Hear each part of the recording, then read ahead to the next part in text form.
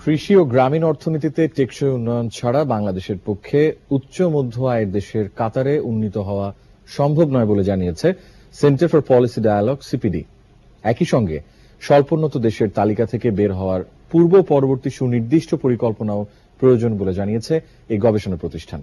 বৃহস্পতিবার রাজধানীর সিরডাপ মিলনায়তনে এলডিসি রিপোর্ট প্রকাশ উপলক্ষে আয়োজিত এক সংবাদ সম্মেলনে এসব কথা জানান তারা। মেহেদী হাসানের রিপোর্ট।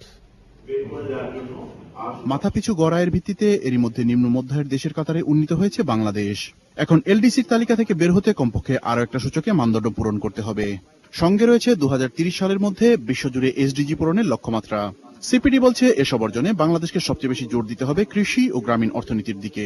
গ্রামীণ পর্যায়ের অর্থনৈতিক উন্নয়নের জন্য কৃষি উৎপাদনশীলতা বৃদ্ধির কোনো বিকল্প নেই। এটার অর্থায়নের ক্ষেত্রে অনেক বেশি গুরুত্ব দিতে হবে এবং সেটা যেন লো কস্ট ফাইন্যান্সিং হয় সেটার ক্ষেত্রে নীতি সহায়তা দিতে হবে। কৃষিক্ষেত্রে ভূমি উৎপাদনশীলতায় এলডিসিভুক্ত দেশগুলোর মধ্যে বাংলাদেশ প্রথম হলেও শ্রমের উৎপাদনশীলতায় 20তম এবং শ্রম ভূমির অনুপাতের ক্ষেত্রে 48তম।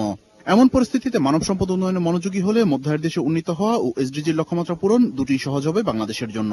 বাংলাদেশের জন্য 2021 সালের দিকে যদি উচ্চ মধ্যমের দেশে যাওয়াটা সাংখ্যিকভাবে খুব বাস্তবসম্মত না। গ্রামীণ অর্থনীতির বৈপ্লবিক রূপান্তর ব্যতিরিক্তে পৃথিবীর কোনো দেশ নিম্ন মধ্য আয়ের দেশের থেকে উচ্চ মধ্য আয়ের দেশে যেতে পারেনি। বাংলাদেশও এটা না করে যেতে পারবে না।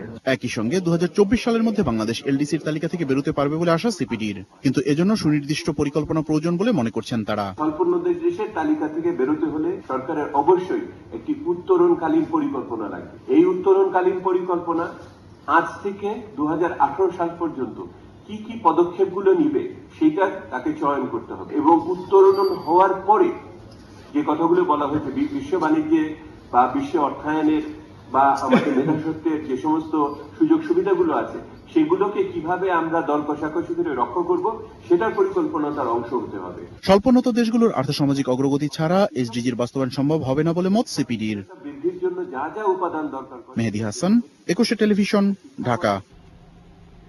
আসন্ন পৌরসভা নির্বাচনে